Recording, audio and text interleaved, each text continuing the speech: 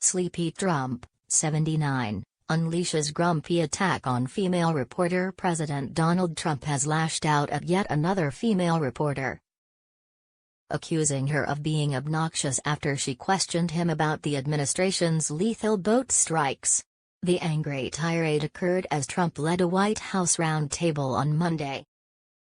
He occasionally looked like he was struggling to stay awake as he announced a $12 billion bailout for farmers who have been hurt by his tariff policies. But as he took questions from the press, the 79-year-old president was asked by ABC reporter Rachel Scott if he would order Pentagon Chief Pete Hegseth to release the full video of a double-tap strike against an alleged drug boat that took place on September 2. The contentious decision to blow up the boat has come under increased scrutiny after the military killed 2 survivors who were clinging to the burning, capsized vessel, prompting claims of potential war crimes.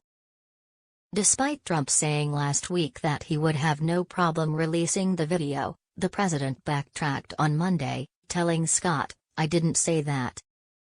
Whatever Hegseth wants to do is okay with me."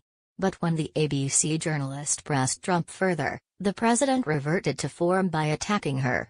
"You said that, I didn't say that. Let me just tell you, you are an obnoxious, actually a terrible, reporter. You are the most obnoxious reporter in the whole place," he said. "I told you, whatever Pete wants to do is okay with me." The president's comments are the latest salvo against female reporters merely doing their job. "And it's always the same thing with you." Last month, he referred to Bloomberg News correspondent Catherine Lucy as a piggy during a clash on board Air Force One. Lucy had asked about the Epstein files, quizzing Trump on why he simply wouldn't release them if there's nothing incriminating in them. The president then pointed at her and said, "Quiet. Quiet, piggy." The next day, during an Oval Office meeting with Saudi Crown Prince Mohammed bin Salman, Trump lashed out at ABC White House correspondent Mary Bruce after she also asked questions about the Epstein firestorm.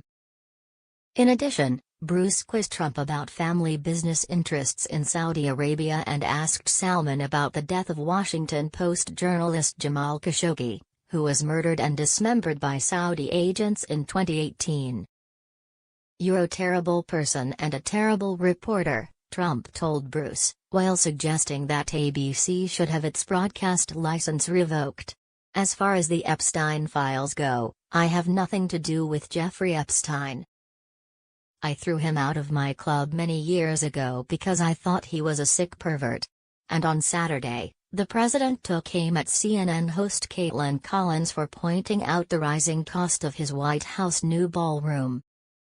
Caitlin Collins of fake news CNN, always stupid and nasty, asked me why the new ballroom was costing more money than originally thought 1 year ago, he wrote in a lengthy Truth Social rant, misspelling her name in the process. But the lethal boat strikes have become an increasingly challenging issue for the administration, with many critics now viewing them as unlawful killings. At least 22 strikes have taken place since the first attack in September, resulting in at least 87 fatalities.